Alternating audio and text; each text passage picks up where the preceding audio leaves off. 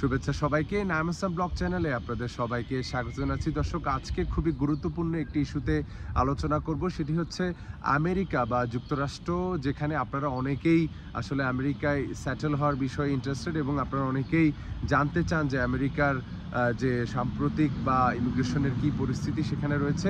তো সাম্প্রতিক সময়ে কিন্তু আমেরিকার যে প্রেসিডেন্ট জো বাইডেন, তিনি অনেক বড় দুটি পরিবর্তন আমেরিকার ইমিগ্রেশনে এনেছেন। তার মধ্যে একটি নাগরিকত্ব আইনের এবং অন্যটি বর্ডার কন্ট্রোলের জন্য তিনি দুটি এক্সিকিউটিভ অর্ডার, তিনি যে প্রেসিডেন্ট হিসাবে তার যে ক্ষমতা, এক্সিকিউটিভ অর্ডারের আদলে তিনি দুটি অর্ডার দিয়েছেন এবং যেগুলো ইতিমধ্যেই কার্যকর হয়েছে। তো সেগুলো নিয়ে বিস্তারিত আলোচনা করব। আপনারা যারা বাংলাদেশ থেকে আমেরিকায় বিভিন্ন দেশের বর্ডার হয়ে বা অনেকে কিন্তু আমেরিকায় যেতে আগ্রহী, তো তাদের জন্য এই তথ্যগুলো হয়তো উপকারে আসবে। তার পাশাপাশি নাগরিকত্ব আইনের যে পরিবর্তনটি এসেছে, সেখানে যারা আমেরিকায় দীর্ঘ সময় ধরে অবৈধভাবে বসবাস করছেন তাদের জন্য কিছু গুরুত্বপূর্ণ তথ্য বা পরিবর্তন এসেছে। সম্পূর্ণ ভিডিওটি আপনারা দেখবেন এবং আমার এই চ্যানেলটি সাবস্ক্রাইব করে অবশ্যই চ্যানেলটির পাশে থাকবেন। তো শুরুতেই আমি আলোচনা করব নাগরিকত্ব আইন নিয়ে।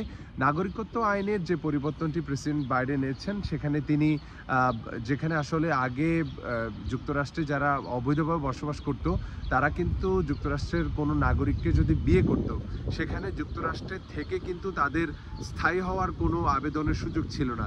কিন্তু প্রেসিডেন্ট বাইডেনের সাম্প্রতিক যে নাগরিকত্ব আইনের পরিবর্তন, সেটির ফলে এখন যারা যুক্তরাষ্ট্রে 10 বছর ধরে অবৈধভাবে বসবাস করছে, তারা যদি আমেরিকার কোনো সিটিজেনকে বিয়ে করে, সেক্ষেত্রে তারা কিন্তু যুক্তরাষ্ট্রের থেকেই তাদের যে গ্রিন কার্ডের জন্য আবেদন করতে পারবে।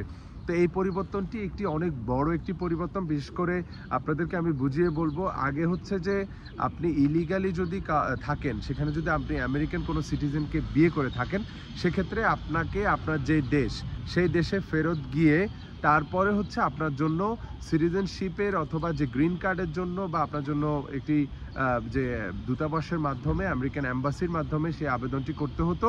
তো সেটি কিন্তু অনেক ক্ষেত্রে দেখা যায় যে ক্ষেত্র বিশেষে 3 বছর থেকে শুরু করে 10 বছরেরও একটি সময় লেগে যায় এই প্রসেসটি শেষ হতে। কিন্তু প্রেসিডেন্ট বাইডেন এখন যেটি ঘোষণা করছে যে এই যারা ইলিগাল অবস্থায় আমেরিকা যুক্তরাষ্ট্রে যারা 10 বছর বসবাস করেছে, তারা যুক্তরাষ্ট্রে বসবাস করার ক্ষেত্রে 10 বছরের মধ্যে যে কোনো সময়, বিশেষ করে যে ঘোষণাটি এসেছে, সেই ঘোষণাটি আসার আগে, বর্তমানে কেউ যদি বিয়ে করে তাহলে হবে না। এই ঘোষণাটি আসার আগে যারা, বিশেষ করে 17 জুনের আগে যারা এবছর বা হয়তো 5 বছর আগে, 2 বছর আগে যে কোনো সময় বিয়ে করে থাকুক না কেন, তারা আমেরিকায় থেকেই কিন্তু এই তাদের যে গ্রিন কার্ডের জন্য আবেদন করতে পারবে। তো এটি আবেদন করার পরে ক্ষেত্র বিশেষে কিছু মাস থেকে 6 মাস থেকে শুরু করে 1 বছর সময় লেগে যেতে পারে ডিসিশন আসতে। তবে এটি সুবর্ণ একটি সুযোগ, বিশেষ করে অনেক বড় একটি খবর ইমিগ্রেশন বা আমেরিকার নাগরিকত্ব আইনে। কারণ আমেরিকার নাগরিকত্ব আইন কিন্তু অনেক জটিল একটি আইন। বিশেষ করে আমরা ইউরোপে যেটি দেখতে পেতাম যে অনেক সময় হাজব্যান্ড যখন লিগাল, তখন ওয়াইফ কিন্তু খুব সহজেই লিগাল হয়ে যেতে পারে। কিন্তু আমেরিকার ক্ষেত্রে সেটা না। আমেরিকা কিন্তু আপনি যদি লিগাল কোনো যে সিটিজেনকে বিয়েও করেন, তারপরও কিন্তু আপনাকে আপনার দেশে ফেরত গিয়ে সেখান থেকে আবেদন করে আবার লিগাল ওয়েতে আসতে হতো। কিন্তু প্রেসিডেন্ট বাইডেনের এই ঘোষণাটির পেছনে অনেকগুলো কারণ রয়েছে। আমি বলবো যে এখানে আসলে কারা কারা আবেদন করতে পারবে এবং এখানে কি কি ধরনের জটিলতাগুলো রয়েছে এবং কারা এটি না পেতে পারে। সেক্ষেত্রে একটি বিষয় আপনারা অবশ্যই মাথায় রাখবেন যে যারা এই আবেদনটি করবে, তাদের কিন্তু আমেরিকায় 10 বছর বসবাস করতে হবে এবং তাদেরকে লফুলি তারা যে কাজ করলে তাদের ট্যাক্স পে করতে হবে। তার পাশাপাশি তাদের কোনো ধরনের ক্রিমিনাল রেকর্ড থাকতে পারবে না এবং তার পাশাপাশি তাদের আসলে কোনো ধরনের যে মেজর যে কোনো ক্রিমিনাল রেকর্ড বা দেখা গেছে যে হয়তো কোনো ধরনের পুলিশি ঝামেলা, মানে মোটামুটি বলা যাচ্ছে যে যারা আসলে খুব শান্তশিষ্ট বা ভালো ইমিগ্রেন্ট বা যারা অবৈধভাবে বসবাস করলেও সেই আমেরিকার আইনকে শ্রদ্ধা করে তারা সেখানে ভালোভাবে, শান্তশিষ্টভাবে বা শান্তপ্রিয় একজন মানুষ হিসাবে বসবাস করেছে, তারাই মূলত এই সুযোগটি নিতে পারবে। কিন্তু যাদের নামে কোনো ক্রিমিনাল রেকর্ড রয়েছে বা যাদের আসলে পুলিশ রেকর্ড ভালো না, তারা হয়তো এটির ক্ষেত্রে সমস্যায় পড়বেন এবং তারা এটি পেতে অনেক ঝামেলায় পড়তে হতে পারে। তো প্রেসিডেন্ট বাইডেন কেন হঠাৎ করে এই ঘোষণাটি দিল এবং বাংলাদেশি যারা রয়েছে তাদের জন্য এটি কতটুকু উপকারে আসবে। তো আরেকটি বিষয় আমি এই দুটি আলোচনা করছি, আরেকটি বিষয় শেষে আলোচনা করব, সেটি হচ্ছে যে বর্ডারে কী ধরনের পরিবর্তন এসেছে, কারণ এটি আপনাদের অবশ্যই জানা জরুরি। বর্ডারে অনেক বড় কিছু পরিবর্তন এসেছে। তো প্রেসিডেন্ট বাইডেনের এই ঘোষণাটির অন্যতম কারণ হচ্ছে যে আপনারা মনে রাখবেন যে আমেরিকা কিন্তু যে নির্বাচন কিন্তু খুব সামনে, নভেম্বরের 5 তারিখে আমেরিকার যে জাতীয় নির্বাচন। তো সেক্ষেত্রে এই প্রেসিডেন্ট ইলেকশনে কিন্তু জো বাইডেন তার এখানে আমেরিকায় বেশ কিছু স্টেট রয়েছে যেগুলোকে সুইং স্টেট বলে, যেগুলোর আসলে ভোট অনেকাংশেই নির্ভর করে হচ্ছে দেখা গেছে যে হয়তো সেগুলোতে যারা জিততে পারে তারাই মূলত প্রেসিডেন্ট হয়ে যায়। মানে এই ধরনের কিছু সুইং স্টেট রয়েছে, কিছু স্টেট রয়েছে যেগুলোতে রিপাবলিকানরা নিশ্চিত যে তারা জিতবে, কিছু স্টেট রয়েছে ডেমোক্রেটরা নিশ্চিত যে তারা জিতবে। অনেক সময় হয় যে এই সুইং স্টেটগুলোতে যে কোনো রেজাল্ট হতে পারে, হয়তো ডেমোক্রেট অথবা রিপাবলিকানরা জিততে পারে। তো সেক্ষেত্রে প্রেসিডেন্ট বাইডেন এই দুটি ঘোষণা বিশেষ করে এনেছে, নাগরিকত্ব আইনটি বিশেষ করে তিনি যে পরিবর্তনটি এনেছে সেটি মূলত মেক্সিকান যে নাগরিকরা রয়েছে তারা যে স্টেটগুলোতে বসবাস করে সেই স্টেটগুলো কিন্তু অনেকটাই সুইং স্টেটের আওতায় রয়েছে। তো সেক্ষেত্রে একটি বিষয় আপনারা অবশ্যই জানবেন যে যারা আমেরিকান তারা কিন্তু আমাদের যেরকম বাংলাদেশে দেখা যায় যে অনেকেই আওয়ামী লীগ বা বিএনপি একদম ঘোরতরভাবে পারিবারিকভাবে করে, আমেরিকাও কিন্তু এমনটাই।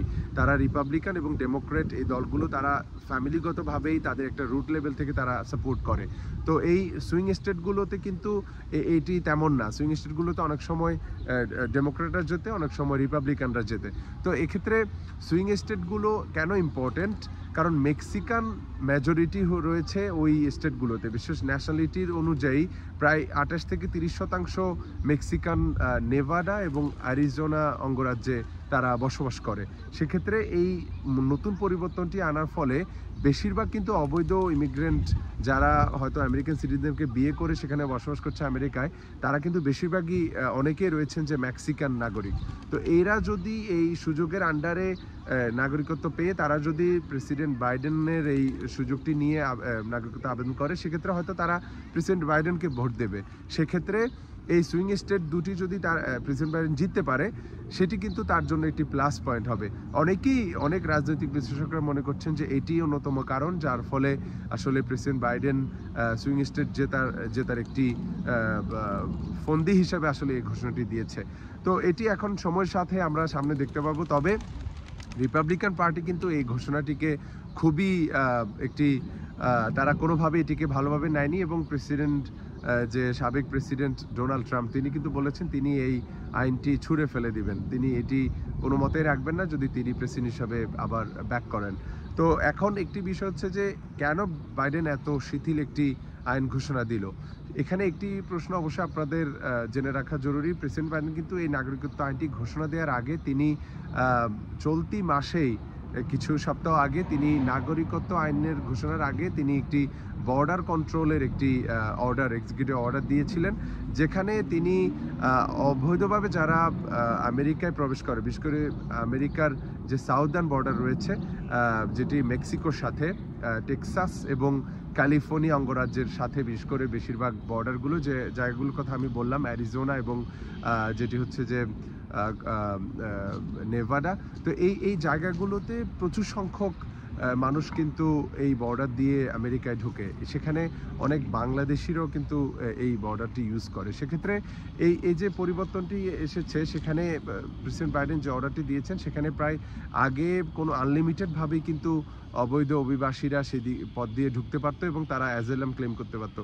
কিন্তু বর্তমানে যে পরিবর্তনটি এসেছে সেখানে প্রতিদিন 2500 বা 2500-এর বেশি যদি ক্রস করে, সপ্তাহ হিসাবে তারা এক সপ্তাহ হিসাব করবে, প্রতি সপ্তাহে 7 দিনে তারা দেখবে যে গড় যদি 2500-র উপরে অভিবাসী প্রবেশ করে তাহলে কিন্তু 2500-র উপরে যারা যাবে তাদেরকে তারা অ্যাজাইলাম আবেদন করতে দিবে না এবং তাদেরকে তারা সেখানে হয়তো তাদের কোনো অ্যাজাইলাম আবেদনের সুযোগ থাকবে না। তো এইটি একটি কঠোর আইন করেছে তিনি এবং আইনটি কিন্তু আমি বলবো যে বাংলাদেশি সহ যারা এই বর্ডারটি ইউজ করবেন আপনারা অবশ্যই এই তথ্যটি জেনে তারপরে বুঝে শুনে যাবেন, কারণ এটির কারণে আপনারা কিন্তু অনেক সময় দেখা গেছে যে ঝামেলায় পড়ে যেতে পারে। যদি 2500 লিমিট ক্রস করে সেক্ষেত্রে কিন্তু আপনারা এই বর্ডারটি ক্রস করার ক্ষেত্রে আপনারা ঝামেলায় পড়তে পারবেন। তো এক্ষেত্রে অবশ্যই বুঝে শুনে আপনারা করবেন এবং আমি জানি না যে আসলে এই বর্ডারটি এবং এটি আপনারা আপনাদের বুঝ অনুযায়ী করবেন, তবে অবশ্যই লিগাল যে ব্যাপারগুলো রয়েছে সেগুলো প্রসিডিউরগুলো মেনেই করবেন। আরেকটি বিষয় হচ্ছে যে এই যে পরিবর্তনটি তিনি বর্ডারে এনেছেন, সেক্ষেত্রে তিনি কিন্তু যারা ডেমোক্র্যাট বা তার যে দল, জো বাইডেনের দল, সে ডেমোক্র্যাট কিন্তু তার এই ঘোষণাটিকে অনেকে সমালোচনা করছে তার দল থেকে, এবং হিউম্যান রাইটসের যে অ্যাক্টিভিস্টরা রয়েছে তারাও এটিকে বলছে যে এটি অনেক কঠোর একটি সিদ্ধান্ত জো বাইডেন নিয়েছেন। এবং মেক্সিকোর যে প্রেসিডেন্ট, তিনিও বলেছেন যে সবচেয়ে কঠোর একটি ডিসিশন জো বাইডেন দিয়েছেন ইতিমধ্যেই। এবং সব ডেমোক্রেট দলের যে আইনজীবী রয়েছে এবং তাদের যে অনেক সাপোর্টার রয়েছে যারা ইমিগ্রেন্টদের পক্ষে কথা বলে, তারাও কিন্তু জো বাইডেনের এই ডিসিশনের সমালোচনা করেছে। তো জো বাইডেন অনেকটাই এরকম করছে যে বর্ডারটাকে একটু কঠোর করে, আবার অন্য দিক থেকে তিনি কিন্তু সুইং স্টেটগুলোতে মেক্সিকান যে ভোটার তাদেরকে টার্গেট করে আবার নাগরিকত্ব আইনের একটি পরিবর্তনও তিনি এনেছেন। তিনি অনেকটা ব্যালেন্স করে দিয়েছেন এই জায়গাটিতে। তো সেক্ষেত্রে আমি বলবো যে বাংলাদেশি যারা আপনারা আমেরিকায় ইলিগালভাবে রয়েছেন, তারা যদি কেউ বর্তমানে বিয়ে করে থাকেন 17ই জুনের আগে এবং 10 বছর আপনারা লফুলি, মানে বিশেষ করে ট্যাক্স পে করে স্বাভাবিকভাবে বসবাস করে থাকেন, তাহলে আপনারা কিন্তু এই আমেরিকার এই সিটিজেনশিপ বা যে আসলে গ্রিন কার্ড, তারপরে সিটিজেনশিপ, এই সুযোগটির জন্য আপনারা কিন্তু আবেদন করতে পারবেন। এটি অনেক নিঃসন্দেহে একটি সুবর্ণ সুযোগ আমি বলবো। তো যাই হোক, আপনাদের অবশ্যই আশা করবো যে এই ভিডিওটি উপকারে এসেছে, এবং যদি কোনো স্পেসিফিক তথ্য জানার থাকে অবশ্যই কমেন্টে লিখে জানাবেন। আজকের মতো এখানেই বিদায় নিচ্ছি। ধন্যবাদ সবাইকে। সবাই ভালো থাকবেন, সুস্থ থাকবেন। আমার এই চ্যানেলটি সাবস্ক্রাইব করে ইমিগ্রেশন সংক্রান্ত সর্বশেষ তথ্যগুলো জানার জন্য সাথে থাকবেন। ধন্যবাদ সবাইকে।